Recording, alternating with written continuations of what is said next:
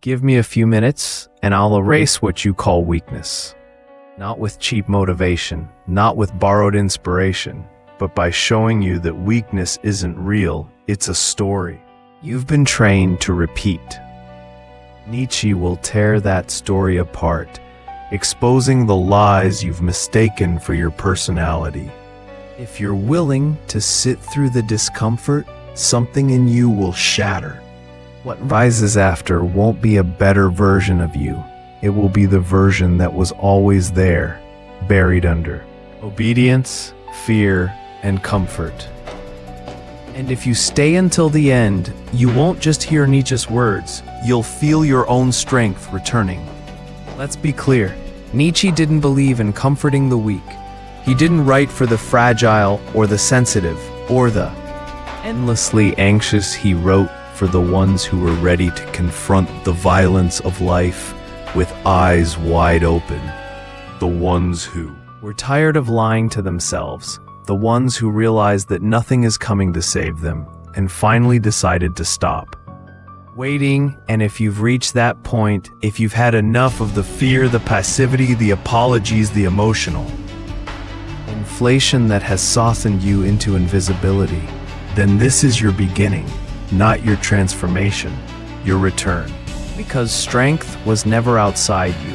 It was simply buried under layers of self-doubt, societal training, and the addiction to comfort. So let's begin with a question.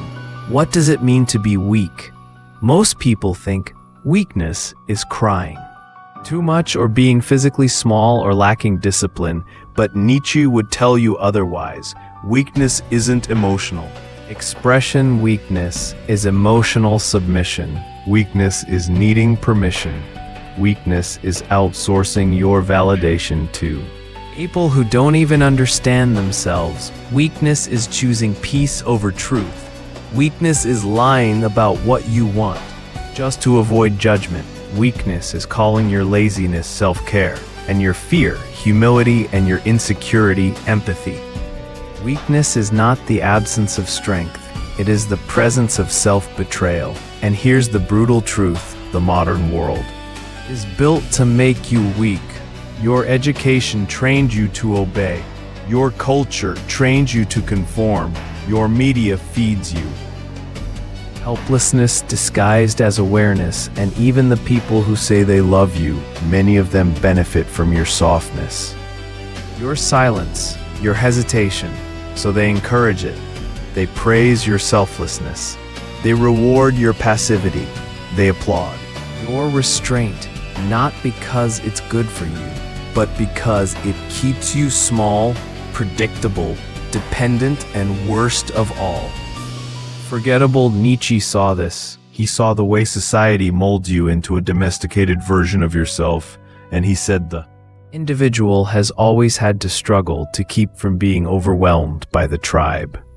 He didn't mean struggle physically. He meant struggle psychologically. The struggle to stay true to your instincts when the world demands you neuter them. The struggle to remain dangerous, not violent, not chaotic, but dangerous in a world that wants you polite, polished, and obedient. And so the first step in erasing your weakness is to understand that you've been trained to mistake weakness for goodness, to believe that saying no is rude, that asserting your boundaries is selfish, that choosing yourself is narcissism. But Nietzsche flips that completely. He says that real strength, the kind that makes you magnetic, respected, remembered, comes from the rejection of mass thinking, the rejection of safety, the rejection of needing to be liked. So let me ask you, who are you without the need to be liked?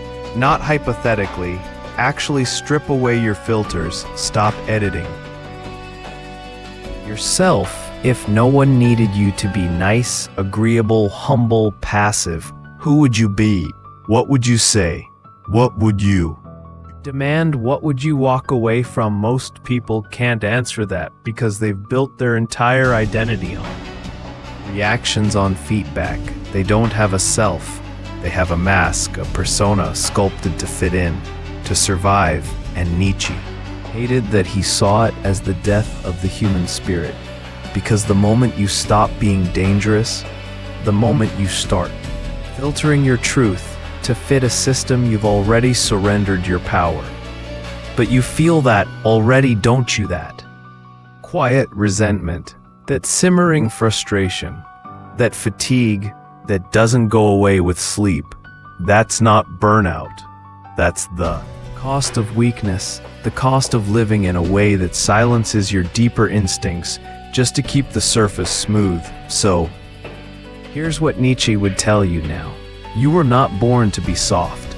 You were not born to be tolerant of everything. We're not born to fold every time someone raises their eyebrow. You were born to embody something sharper, something primal.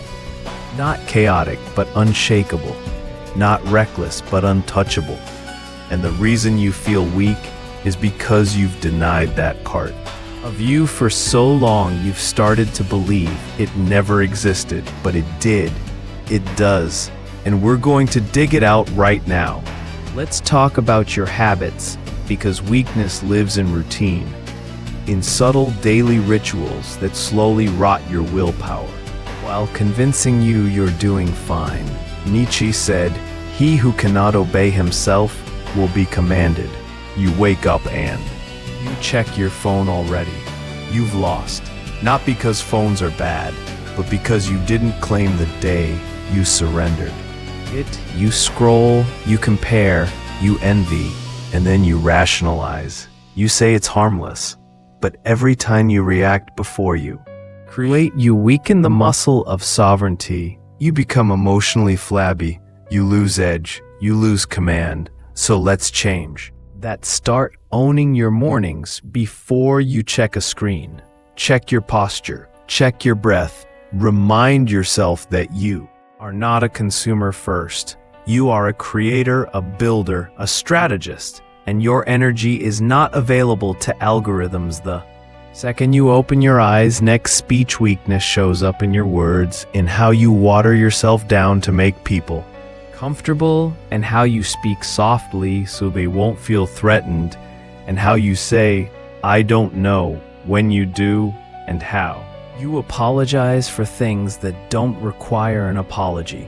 You're leaking power, and they can feel it. That's why they don't listen to you. That's why they talk over you. That's why they underestimate you. Nietzsche didn't whisper, he wrote with fire, and he expected you to do the same, not to be loud, but to be clear. Clarity is force. Clarity makes people pause it, makes them lean in, and if your presence doesn't do that yet, then you have work to do. Not because you're broken, but because you've been hiding. Stop hiding. Own your opinions. Say them clean. Don't explain them. Let the silence after you speak carry weight. Most people are afraid of silence. You won't be, because silence means tension, and tension is how respect is earned. Now let's talk about emotion. You think strength means feeling nothing. That's wrong. That's dysfunction. Nietzsche didn't teach emotional numbness. He taught emotional command. That means you can feel everything and still choose your action. You don't react. You respond when someone disrespects you.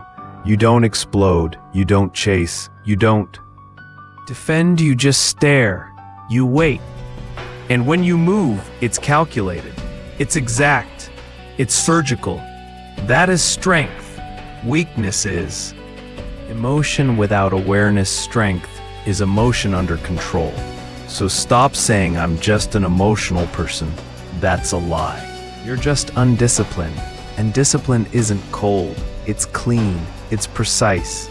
It's the difference between crying in a breakdown and crying with purpose. The first makes you a victim. The second makes you human. And speaking of victims, Nietzsche hated them. He believed victimhood was the modern form of slavery, not physical slavery, psychological slavery. The need to blame, to wait for rescue, to justify stagnation with trauma. He didn't deny pain, he denied passivity. So here's what you do. You stop telling your story like a tragedy. You stop reciting your traumas as identity. You stop weaponizing your pain to get sympathy. You start transmuting it into steel, because here's the truth. No one cares what happened to you. Not really. They care what you become, despite it. And if you can become something impenetrable, something refined, something quiet but unshakable, then your past becomes a forge and your scars become your armor. Nietzsche said, "He who has a why to life can bear almost any how." But here's the secret. Your why is not found. It is chosen. You don't wait for it. You decide it. You carve it into your days, and the moment you do, weakness begins to dissolve. Because when you know your direction, distractions die, drama fades, doubt becomes noise, and weakness, it loses its grip. So decide. Decide right now. Who do you serve? What do you build? What do you protect? What will you not tolerate one more day of?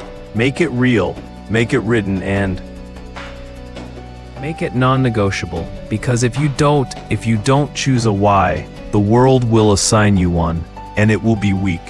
It will be soft. It will keep you obedient, broke, and forgettable. But that's not your fate. Not anymore, because by the time this is done, you will no longer be the same. And now we will go even deeper. We will confront your subconscious. We will dismantle the habits that enslave you, and we will begin the final process of reintroducing you to yourself, the version of you that never needed to be fixed, only unleashed. You made it this far. That means one thing: you're not like the others. Because most people can't sit still when someone touches their weakness. Most people flinch. They click away. They chase another dopamine hit. They pretend they already knew this. But you're still here. And that means something in you is starting to wake up, something old, something raw, something buried. Nietzsche didn't just write about power. He wrote about what makes men afraid of it. He knew that weakness isn't just physical or mental, it's existential. It's rooted in the stories you've accepted, the definitions you've inherited, the quiet agreements you made with fear before you even knew what fear was. And one of the deepest roots of weakness, the fear of being alone. Let's talk about that. You've spent your whole life trying to belong. School trained you to raise your hand for permission. Friends trained you to stay inside the tribe. Family trained you to suppress what's inconvenient. Relationships trained you to be agreeable, non-threatening, soft-edged, and slowly you became addicted to acceptance. Not love, acceptance. The kind of dead, passive inclusion that requires you to shrink, silence, and shapeshift just to be tolerated. But Nietzsche would look you in the eye and say, you must be willing to stand alone, utterly, completely, if you are ever to know yourself. Because the truth is, belonging has a price, and most people pay with their authenticity, with their strength, with their individuality. But not you, not anymore. You're gonna unlearn the addiction to belonging. You're gonna become someone who doesn't beg for a seat at the table. You're going to build your own table. And if no one joins you, good. More room, more space, more clarity. That's the first upgrade. Solitude over submission. Now let's go deeper. Why do you procrastinate? Why do you sabotage yourself? Why do you delay the things you know will make you better? Most people think it's laziness. It's not. It's a hidden loyalty. A psychological contract you made long ago to stay small so others wouldn't feel uncomfortable. Somewhere in your past you learned that shining too brightly made people pull away. You learned that power came with distance, that honesty came with punishment, that ambition came with loneliness. So you adapted. You learned how to dim, how to delay, how to talk yourself out of your own momentum just to keep things safe. That's not laziness, that's survival. But it's time to break the contract because you're not here to be tolerated. You're here to be felt, and that requires intensity. It requires decisiveness. It requires the kind of clarity that makes average people uncomfortable. Nietzsche said, "The snake which cannot cast its skin must die." That's what weakness really is, the refusal to evolve because you fear who you might lose.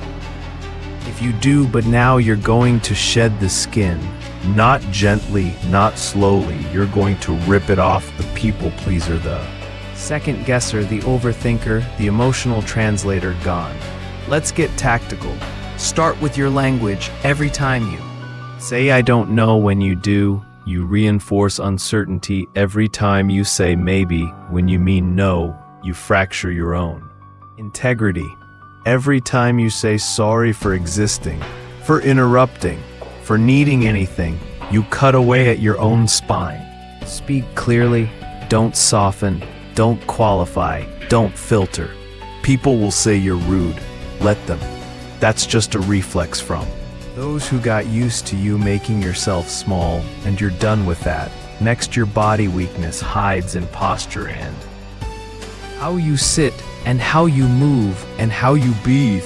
Most people live like prey, shoulders slumped, eyes down, breaths shallow. You can tell someone's story by their frame, but now you change yours. Stand like someone who knows they're watched. Walk like someone who expects to be followed. Sit like someone who isn't asking for permission. Every room you walk into, you dominate not by force but by presence. Presence comes from certainty, and certainty comes from alignment. So ask yourself, what do I believe in so deeply that I would walk away from anything that doesn't honor it? Write it down, carry it, live by it. Let it bleed into everything you do. Now let's kill something else. Victimhood. Nietzsche despised the modern tendency to glorify suffering. He saw it as a trap. When you make your pain or your personality, you become addicted to weakness. You become loyal to your struggle. You find identity in it. But here's the truth. No one cares what you survived. They care what you became because of it. And if all you became was bitter, anxious, fragile, then you let your story win. So rewrite it. Don't say "I'm a trauma survivor." Say "I'm a builder of fire." Don't say "I was abused." Say "I became untouchable." Don't say "I have anxiety." Say "I own stillness." Words are spells. Speak power or stay silent. Everything you call weakness was never who you are. It was only who you agreed to be. Nietzsche's challenge is simple. Stop agreeing. Now I want to hear from you. What part of your so-called weakness do you see differently after this video? Drop it in the comments. Let's build an honest conversation together. And if this spoke to you, subscribe, because this isn't the end. It's the beginning of becoming untouchable. Until next time, protect your presence, protect your power.